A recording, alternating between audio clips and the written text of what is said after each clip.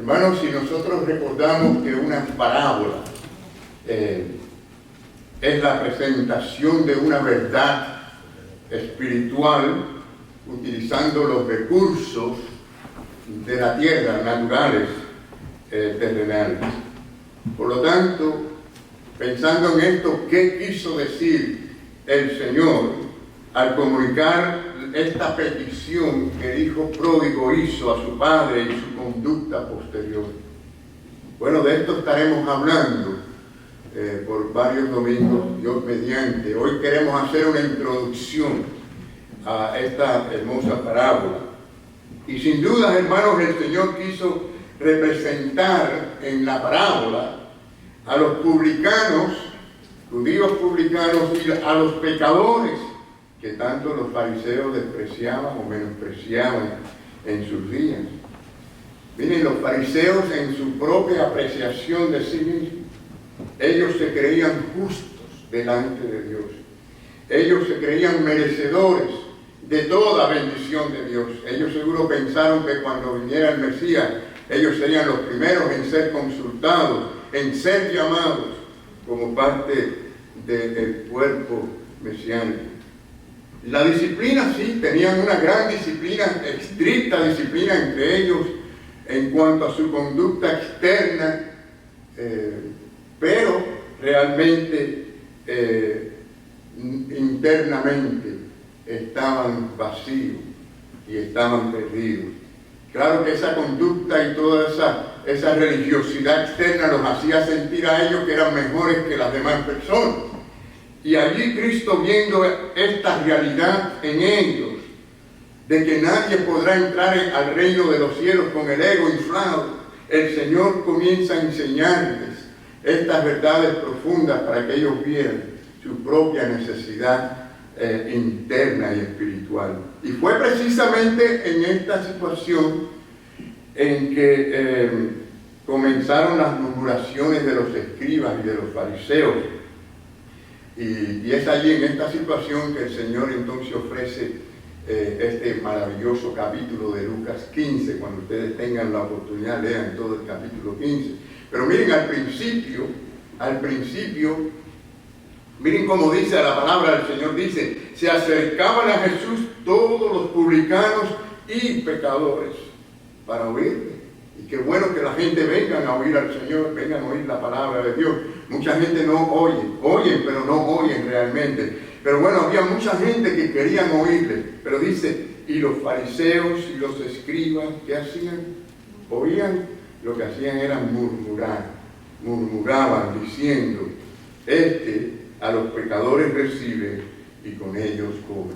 En vez de estar oyendo las palabras de Jesús, estaban pendientes de con quién se reunía Jesús. Y más adelante dijeron: es amigo de publicanos y pecadores. Y esto lo decían despectivamente.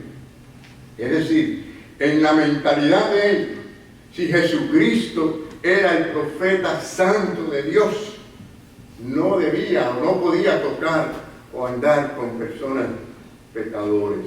Y así también pensó aquel fariseo llamado Simón. Si ustedes ven, este hombre dijo: si fuera profeta, conocería quién y qué clase de mujer es la que le toca, que es, ¿qué cosa? Pecadora, ¿no? Hermanos, no se asombren de ver esta actitud, porque no es nada nuevo, y esto es la misma actitud que muchos tienen hoy en día. Es decir, de cuán ciego es el hombre en su naturaleza, que teniendo la verdad delante, no la puede percibir ni ver. Es decir, al mismo Dios encarnado, y no lo veían, no lo percibían. Y al razonar así, pues bueno, estos religiosos estaban confundiendo cuál era la misión del Mesías, como también confundiendo cuál es la misión del mismo pueblo de Dios, porque ellos, como pueblo de Dios, debieron de haber pensado en alcanzar a los pecadores que necesitaban a Dios. Bueno, es la misma misión de nosotros, la iglesia no ha cambiado. Cristo continúa su misión a través de la iglesia, de alcanzar a los pecadores. Es decir, que aunque la pandemia nos separe, o sea lo que sea, tenemos que estar pendientes de esta realidad y de esta necesidad de involucrarnos en hablarle al pecador para que conozca la verdad eterna. Lucas 5, y vamos un poquito antes, ¿no? Yo sé que estamos en Lucas capítulo 15, pero en Lucas 5 nos encontramos con el llamamiento de Leví. ¿Recuerdan esto? Este era un judío publicano, también era cobrador de impuestos, y bueno, por tener esta posición, los judíos lo detestaban, lo odiaban, porque lo consideraban un traidor por cobrarle los impuestos y cobrarle excesivamente y por darle todo este dinero al imperio romano. Pero miren, después que el Señor le habla a Leví, después que el Señor cambia su corazón, le toca su corazón y Leví responde a ese llamado para seguir a Jesucristo, como muestra de gratitud, ¿qué hizo Leví? Bueno, invitó al Señor a un banquete y por supuesto invitó también a sus compañeros de trabajo, es decir, otros publicanos. Bueno, esto fue motivo para que también murmuraran estos fariseos de Jesucristo. Es decir, los fariseos no se podían explicar cómo Jesús, declarándose el Mesías, cómo era posible que él comiera y bebiera con gente, pecadores, y bebía con publicanos y pecadores. Así que fue en esta ocasión cuando Cristo dijo aquellas palabras muy conocidas que encontramos en Lucas capítulo 5. El Señor dijo: los que están sanos, fíjense bien, no tienen necesidad de médico, sino los enfermos. No he venido a llamar a justos, sino ¿a quién? A pecadores al arrepentimiento. A pecadores al arrepentimiento. Y hermanos, esta es una gran realidad. El Señor aquí sí que les tapó la boca, ¿no? Porque les dijo la verdad, aunque ellos no se reconocían pecadores, pero Cristo vino a buscar a los pecadores. La misión de Cristo es salvar a los pecadores, sanar las almas enfermas con el cáncer del pecado. Y por esta razón, cuando un hombre o una mujer se considera una persona tan buena, tan santa, tan pura o tan justa delante de Dios como para no tener que experimentar una conciencia de culpabilidad o el odio hacia el pecado, pues simplemente nos encontramos ante una persona que directamente o indirectamente está rechazando ser sanado por Jesús. Fíjense que la base de este poder, de este milagro, se encuentra donde el hombre se ve tan necesitado de Dios, tan necesitado de la salvación, de la misericordia de Dios. Ve su tragedia, ve su bancarrota espiritual. Sin esa realidad, nada va a ocurrir. Entonces, no puede ver esta persona la urgencia de la medicina espiritual para su alma. Y por supuesto, de que Dios es el único que lo puede salvar. Así que los fariseos no veían esta necesidad y por lo tanto habían despreciado al único remedio de sanidad para sus corazones. Bueno, si nos vamos más adelante, el capítulo 19 de este mismo evangelio, o sea, Lucas, pues vuelve a narrar esta situación o este contacto de Jesús con pecadores. Y trata con otro publicano, pero en este caso, él trata con uno que es jefe de los publicanos. ¿Recuerdan quién era? Yo sé que ustedes saben la historia. Se llamaba Zaqueo. Bueno, Zaqueo, ya ustedes saben la historia, pero lo que ocurrió es que, en este caso, en vez de Zaqueo ser el que invitaba al Señor, o invitó al Señor a un banquete, el Señor mismo hizo la invitación. Es necesario que hoy pose en tu casa, ¿no? El Señor obra así en su gracia, o de alguna manera dirige el corazón de la gente, a veces Él mismo interviene de una manera. Pero miren, lo que quiero que vean conmigo es en el versículo 7, como la palabra de Dios dice que al ver esto todos murmuraban. En vez de alegrarse que el Mesías había venido a salvar a los pecadores, murmuraban diciendo que había entrado a posar como un hombre pecador. O sea, ¿cómo es posible? Hermano, yo me pregunto, ¿cómo es posible que vieran oscuridad o tanta oscuridad donde había tanta luz? ¿Cómo es posible que vieran todas estas tinieblas donde estaba la luz del mundo? Hermanos, esto no es diferente a lo que estamos viendo ahora en el mundo. Y dice la palabra que a los buenos le dirán malo y a los malos le dirán bueno. Esta es una realidad. El hombre en su pecado, en su naturaleza, en las tinieblas, no ve la luz. Y por eso es que necesita un milagro de Dios. Y la iglesia debe preocuparse por eso. Por eso la iglesia debe orar, confiando en el poder de la oración. Y la iglesia debe involucrarse en la parte del trabajo evangelístico de compartir el evangelio con otros. Así que, hermanos, estas deben ser las cosas en las que debemos enfocarnos y no en las cosas externas, ¿no?, que se ven, sino en la realidad espiritual más que nada. Pero sí, esto es lo que estaba ocurriendo. Zaqueo no negó que él era un pecador.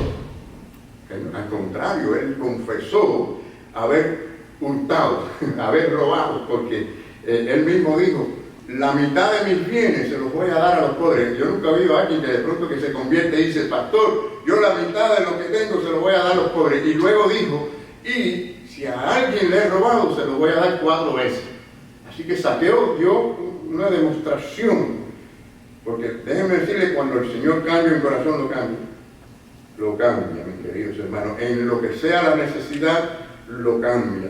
Y allí vemos a Zaqueo como un verdadero testimonio, que no era un cuento, era una realidad. Y estos hombres, en vez de alegarse, estos religiosos, pues miren, como estaban criticando. Y en el versículo 10, vemos que dice el Señor Jesús, entonces dice: porque el Hijo del Hombre vino ¿a qué? A buscar y a salvar. Vamos a ver si todos podemos decir este hermoso verso. Dice: porque el Hijo del Hombre vino a buscar y a salvar lo que se había perdido. Esta es la realidad del Evangelio. Lo que pasa es que el hombre perdido no se da cuenta que está perdido. No hay cosa peor que estar perdido y no saberlo, ¿no? Estar perdido y darse cuenta ya es una ventaja grande, pero estar perdido y no saberlo es lo más terrible para esa persona. Y de esto se trata la parábola del hijo pródigo. Es la historia de un pecador que se arrepiente de sus pecados y es perdonado por su padre. Una historia maravillosa.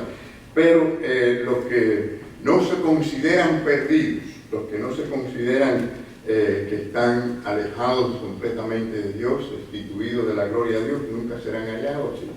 Los que no se ven a sí mismos como muertos espiritualmente para Dios, estos jamás serán vivificados. Así que es una condición muy necesaria. Miren, todo el capítulo 15, cuando lo unimos, o sea, ¿qué es lo que vemos en el capítulo 15? Bueno, habla de la oveja perdida, habla de la moneda perdida, y luego habla del hijo perdido. ¿Y cuál es el punto? Bueno, el punto es que el hombre está perdido en sus pecados, está perdido sin Cristo y necesita urgentemente de la salvación de Dios. El hombre se arrepiente, busca la misericordia de Dios, la gracia de Dios lo alcanza, lo toca, lo cambia y lo transforma. O sea, estamos viendo diferentes personajes, ¿no?, en esta historia. Pero observamos primeramente en este contenido de esta parábola al joven que está muy emocionado. Estamos hablando del hijo pródigo, ¿no?, el joven que era porque era el menor. Él está muy emocionado con lo que le va a pedir al padre. Él está pensando que va a ser el negocio de su hija. Y él pues abre su boca para entonces decirle al padre cuál es su intención, cuál es su deseo. Pero ¿saben qué? Cuando abrimos la boca, bueno, dice la Biblia que de la abundancia del corazón habla la boca, ¿no? Cuando usted habla o va hablando, la gente puede a veces captar qué es lo que hay en su corazón. Pero la Biblia dice así mismo, como dice la palabra, de la abundancia del corazón habla la boca. Y este joven, cuando empezó a hablarle a su padre, no fue para darle las gracias al padre por el buen padre que había sido, sino para pedir que le diera la independencia, que le diera toda la herencia y el dinero. Es decir, puso en evidencia las inclinaciones de su corazón. Pero antes de proseguir, como yo les decía, hay varios personajes, ¿no? Primeramente está el personaje del Padre, que está representando a Dios. Aunque aclaro que Cristo nos está tratando de decir aquí que todos los seres humanos de la tierra son hijos de Dios, porque en otras ocasiones dijo lo contrario.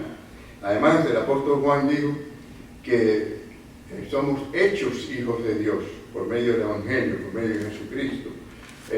Jesucristo en una ocasión dijo a estas personas, y quiero darles el ejemplo bíblico, les dijo a ciertas personas que eran religiosos, les dijo que Dios no era su padre, para que ustedes vean, le dijo a estos religiosos, dice, vosotros sois de vuestro padre el diablo, y los deseos de vuestro padre queréis hacer. Él dejó bien claro de que todo el mundo no es hijo de Dios.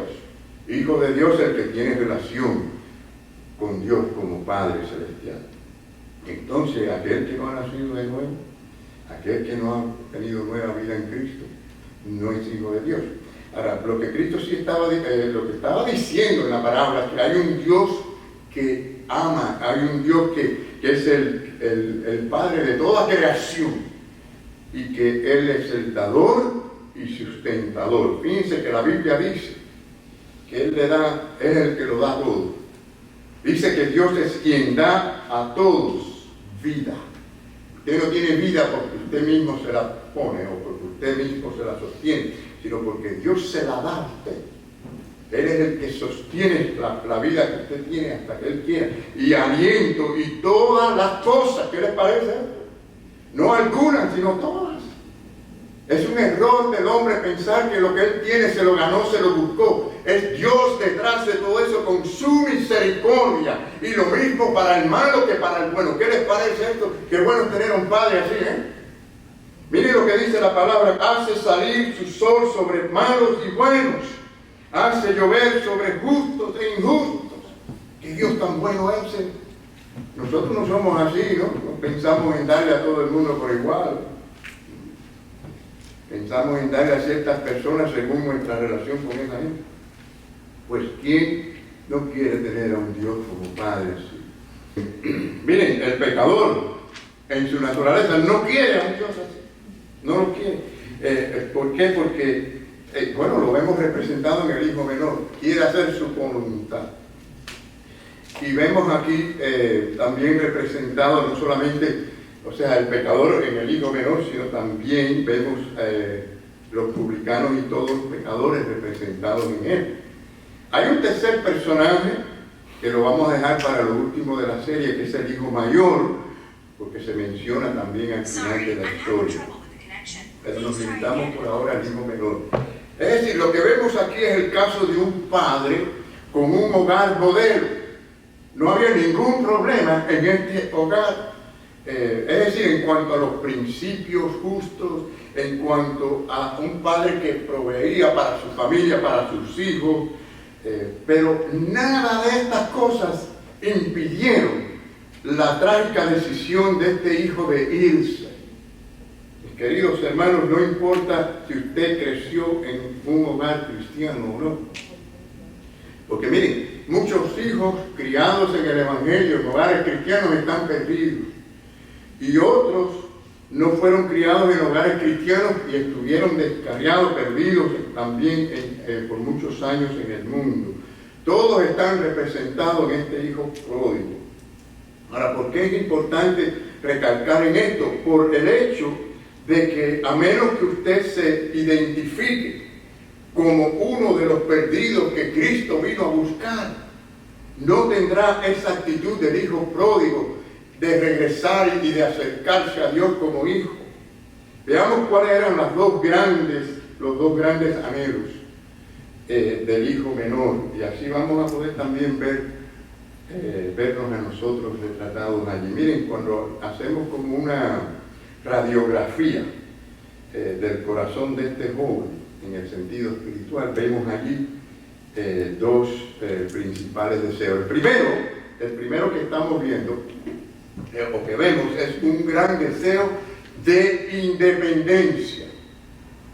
Es decir, él va a hablar con su padre y le dice: Padre, dame la parte de los bienes que me corresponde. Es decir, este joven estaba deseando experimentar una independencia total, pero era una independencia de la influencia de su padre o de la casa de su padre. Era como si le estuviera diciendo así, algo así, ¿no? Padre, yo sé que hasta ahora tú me has querido dar todo lo mejor que tú tienes. Sé que tienes una forma de ver las cosas. Pero Padre, ha llegado el momento en que yo necesito independizarme y no estar bajo tu sombra. Más o menos así, ¿no? Y esto se repite en la actitud de muchas personas. Hay cosas, quizás él le dijo, sí, Padre, hay cosas que yo quiero conocer y experimentar, que no las voy a poder conocer ni experimentar mientras yo esté bajo tu techo. Dame mis bienes porque de ahora en adelante yo los voy a administrar a mi manera y a mi forma. Bueno, sus palabras demuestran una cosa, que él estaba insatisfecho, y esto es importante, no se lo olvide de todo lo que estamos diciendo. El ser humano es un ser a veces muy insatisfecho, no importa lo que tenga, y ve cosas negativas y ve oscuridad donde no la hay. Es decir, él estaba insatisfecho en un hogar ideal, en la casa de su padre. Y como les dije, por naturaleza, tenga lo que tenga el ser humano, hay una tendencia a ser insatisfecho. Es más, mientras más tienen, a veces más insatisfechos son. Pero saben que el problema es que no nos damos cuenta que la satisfacción del alma nada tiene que ver con todo lo que tenemos y con todos los placeres y con todas las cosas que nos rodean. Nada tiene que ver con esto.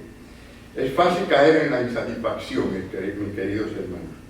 La insatisfacción con la familia, con la esposa, con el esposo.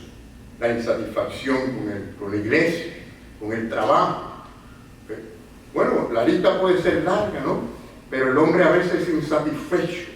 Y en esa insatisfacción no aprecia lo que Dios está dando o lo que Dios ha dado. Y nos lleva a una clase de insatisfacción que no es buena. El joven comenzó a observar que las cosas no siempre eran como él quería. Y ahí está el problema. Tenemos una idea de cómo deben ser las cosas, ¿no? Y poco a poco fue surgiendo ese deseo de ser libre, de independizarse, sin saber lo que significaba de verdad la libertad, ¿no? Ahora fíjense que él no buscaba libertad de un padre tirano, porque no lo era, un padre ideal. Él lo que estaba era buscando la libertad en este sentido de la influencia, del testimonio, del ejemplo del padre. Ahora, ¿qué quería este joven? Quería independencia para tomar su propio camino hacia el mundo. ¿No les parece que hemos leído esto en la Biblia muy atrás, muy al comienzo? ¿Recuerdan cuando Eva fue tentada por el diablo? ¿Recuerdan eso? ¿No? Buscó que ella se sintiera insatisfecha con lo que Dios había provisto, había dicho, había dado. La insatisfacción, hermano, es peligrosa. Es peligrosa. El diablo usa eso como un instrumento. La insatisfacción. Cuidado con esto. Cuidado con esto. Fue precisamente en el terreno de la independencia moral que la serpiente le cuestionó la misma moral y autoridad de Dios. ¿Para qué? Para él tener la autoridad sobre ella, sobre el hombre. Y así llegó a ser padre de los hombres pecadores. Mis queridos hermanos, es la búsqueda de libertad, de estar independiente. Pero fíjense que si lo vemos en el punto de vista bíblico, esa libertad es esclavitud, ¿no? Ya hemos hablado de esto en otra ocasión, pero no es libertad. Estuvimos hablando sobre la libertad y lo que a veces creemos que es libertad es esclavitud. Pero esta búsqueda de libertad de nuestros padres ha sido, mis queridos hermanos, la causa de tanto sufrimiento, de tantos males, de tantos pecados de la humanidad. Y por supuesto el sufrimiento de los padres, sufrimiento de los hijos. ¿Cuántos padres habemos aquí que podemos sentir por nuestros hijos? Tremendamente. Bueno, nuestro Creador sabe lo que nos conviene. Y a veces Él deja que seamos sacudidos, pasemos por ciertas tribulaciones y pruebas, para que nosotros veamos que no hay otra opción, no hay caminos cortos, y vengamos a Él. Pues no es necesario, hermanos, ser un ateo para ser o actuar como un incrédulo.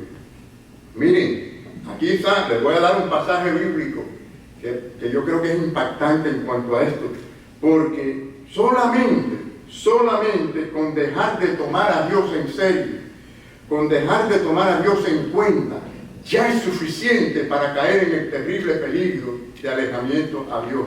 Miren lo que pasó y cómo se explica a la luz de como el apóstol Pablo dice esto en cuanto al hombre que tiene conocimiento de Dios, pero se aleja de Dios. Dice, y como ellos no aprobaron tener en cuenta a Dios.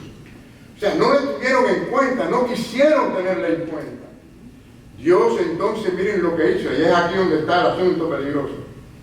Dios los entregó a una mente reprobada para hacer cosas que no convienen. ¿Qué quiere decir esto?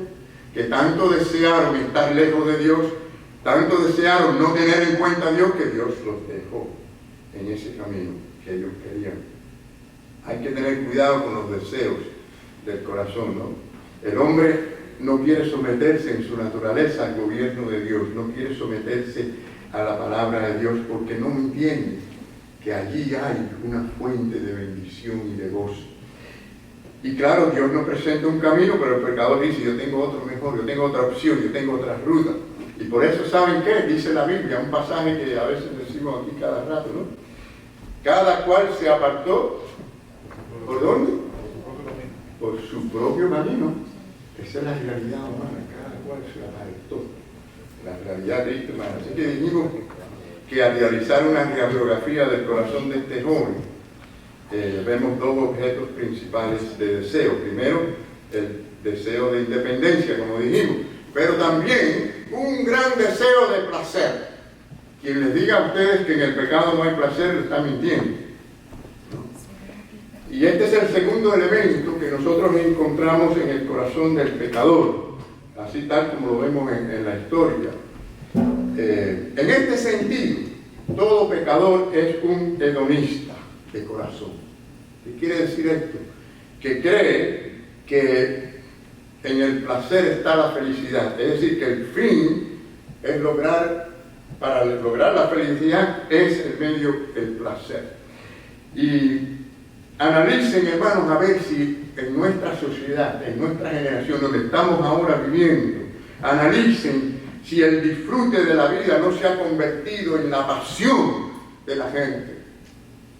Hermanos, billones y billones de dólares se invierten en el mundo entero promoviendo el placer y la diversión. El razonamiento del hombre es muy simple, es decir, la vida es breve, es corta y hay que disfrutarla, ¿no es así? Pero para lograr esto, no importa si hay que pisotear la voluntad de Dios, es allí donde está el asunto, ¿no? En esencia, la humanidad desde el comienzo no es diferente a la nuestra cuando dice, comamos y bebamos, porque mañana moriremos. Así que, hermanos, vemos esta situación en la condición del hombre que busca la felicidad en los placeres. Pero quiero recordarles a un hombre que ya probó todo esto en la Biblia. Encontramos a un hombre llamado Salomón, que fue uno de los que quiso probar todos los placeres habidos y por haber. Miren el testimonio de Salomón en cuanto, y lamento que en estos momentos no tenemos la pantalla, no sé qué pasó allí, pero yo les voy a pedir que busquen en Eclesiastés, en el libro de Eclesiastés, y ahí vamos a buscar unos cuantos pasajes bíblicos. Ahora vamos a la antigua, ¿no? Hay que agarrar la Biblia ahí y buscar. Eclesiastés capítulo 2, versículos 10 y 11. Dice, no negué a mis ojos ninguna cosa que desearan. ¿Qué les parece esto? Es decir, cuanta cosa él veía que le era agradable, ya él lo hacía de él, lo tenía. Ni aparté de mi corazón de placer alguno.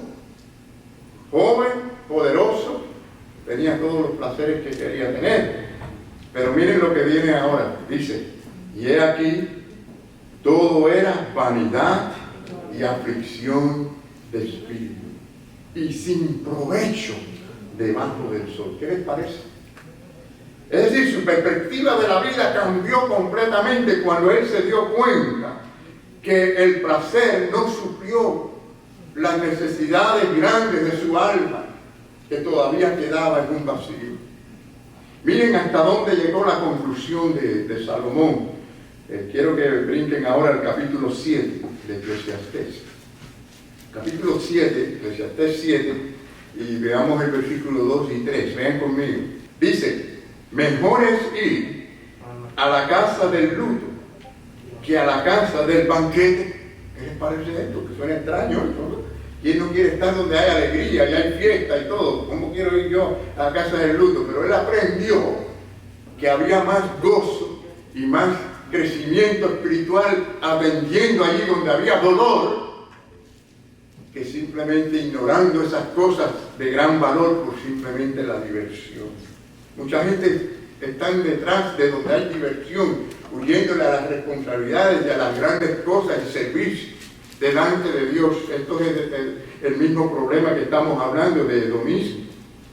Dice: porque aquello es el fin de todos los hombres, y el que vive lo pondrá en su corazón.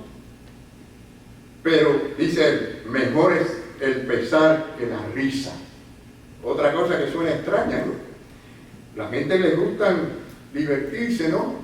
Y la risa, y mientras más risa mejor, aunque hay gente que se ríen por cosas que no tienen significado. Pero fíjense, y se ríen por cosas que deberían estar llorando, y lloran por cosas que deberían estarse riendo. Pero en este caso dice, es mejor el pesar. Como diciendo, en la aflicción hay crecimiento, buscamos a Dios, dependemos de Dios. Mientras que a veces estamos en la alegría y en la alegría nos alejamos de Dios. Porque con la tristeza del rostro se enmendará el corazón. Tremenda lección. Esto es algo profundo, mis queridos hermanos, que el mundo no nos enseña a nosotros, ni el corazón. Porque dice la Biblia que nuestro propio corazón es lo más engañoso que tenemos. Así que, hermanos, si él veía algo que le gustaba, podía asumir que ya era suyo. Su corazón también le engañó, creyendo que la felicidad radicaba en tener lo que él quería cuando él quería. Pero el testimonio de Salomón demuestra todo lo contrario. Al final se dio cuenta que todo eso era vanidad de vanidades. Y esta historia del hijo pródigo, pues lo confirma aún más todavía. Miren, este joven era el prototipo de un pecador que quiere hacer sus sueños realidades en el mundo para disfrutar la vida, ¿no? Es decir, está pensando en todo lo que el mundo tiene que ofrecerle, tiene que darle. Y por esto es llamado el hijo pródigo, porque malgastó el dinero, quemó el dinero, quiere decir que quemó el dinero que él tenía, lo malgastó. Es la actitud, hermano, de decir, yo quiero gozar ahora. Yo quiero tener el placer ahora, no en el futuro. Lo quiero ahora. Recuerdo una vez a esta falsa profeta que lamentablemente muchos cristianos a veces están oyendo a esta gente y leyendo sus libros. Esta señora May dijo en una ocasión: yo no tengo que esperar tener las riquezas en el cielo, yo las puedo tener ahora. Claro, ella tiene aviones, tiene de todo, pero a base de engañar a la gente con un evangelio falso de prosperidad y de palabras de positivismo. Todo contrario a lo que la Biblia enseña. Es más, ella dijo que cuando ella era bautista, era pecadora porque le decían que ella era pecadora, pero cuando ella declaró no ser pecadora, dejó de ser pecadora. Miren esto. Quien nos declara limpios Jesucristo por la sangre de Cristo, cuando nos arrepentimos y reconocemos que somos pecadores. Pero bueno, lo que estoy tratando de decir es que son gente que buscan esa riqueza, esa prosperidad terrenal y no la espiritual. Le pasó lo mismo a Esaú. ¿Saben la historia de Esaú? Este hombre estuvo dispuesto a cambiar la herencia que tenía, su primogenitura, por un plato de lentejas. ¿Qué les parece? Es decir, aquel potaje, vamos a decir, en el momento aquel, significó para él más que toda la herencia de su padre. Él creía que estaba haciendo el negocio de su vida, pero pasó el tiempo y se dio cuenta del error tan grande y como lo lamentó. Yo quiero mostrarle este pasaje bíblico donde está el dolor de este hombre. Bueno, miren, dice la palabra, dice este hombre, miren qué situación es, dice, porque ya sabéis que aún después deseando heredar la bendición, fue desechada. Y no hubo oportunidad para el arrepentimiento, aunque la procuró con lágrimas. Ya era muy tarde, era tarde. El hijo de nuestra parábola está haciendo exactamente lo mismo. El placer pasajero, el temporal, vino a tomar el lugar, vino a ser lo más importante. Entonces dice la Biblia que se fue lejos, que a una provincia apartada. Y bueno, hermanos, hay de aquellos que deseen que Dios se aleje de ellos. Es decir, en su corazón no quieren que Dios esté cerca de ellos. Miren, hay otra historia en la Biblia en que Jesús sanó a un endemoniado. Tenía legiones de demonios. Tremendo el caso este. Y después que hizo esto, la comunidad aquella cogió miedo y no quería a Jesucristo allí y le pidió que se fueran, y eso mismo hizo Jesucristo, se alejó. Y cuidado con este deseo, porque el Señor en ocasiones hace eso mismo que la gente desea. Miren aquí lo que pasó. Entonces toda la multitud de la región alrededor de los gadarenos les rogó que se marchase de ellos, y Jesús, entrando en la barca, se fue y se volvió. Hermano, yo quiero terminar. Cristo en este caso había sanado a un endemoniado, ¿no?, con legiones de demonios. Fue una historia extraordinaria, pero la gente, por su ceguera espiritual, no quiso nada con él. El padre de la parábola no le impidió a su hijo que él se fuera. Le dolió seguro, podemos pensar en cuánto habrá sufrido, pero dice la Biblia que después, o sea, él pidió lo que él quería y desperdició sus bienes viviendo como perdidamente. Continuaremos el próximo domingo, pero antes no quiero terminar sin decirte que no importa cuál es la condición en la que te encuentras, no importa cuán lejos estés del Señor, el Señor te llama. Él te llama que vengas a Él. Venga a Cristo reconociéndote pecador, necesitado de su gracia y de su misericordia. Nuestro Dios todo amoroso envió a su Hijo Jesucristo para salvar a los pecadores. Ven a Él, ven pidiéndole misericordia, ven pidiéndole perdón para tus pecados. El Señor derramó su preciosa sangre en la cruz para limpiarnos de todo pecado. Y Él dice que el que a Él viene no le echa fuera. Él dice: venid a mí todos los que estén trabajados y cargados, yo os haré descansar. El Señor da el descanso al alma, único descanso que Él puede dar. Él solamente la puede dar. Ven a Cristo, ven ahora. Amén.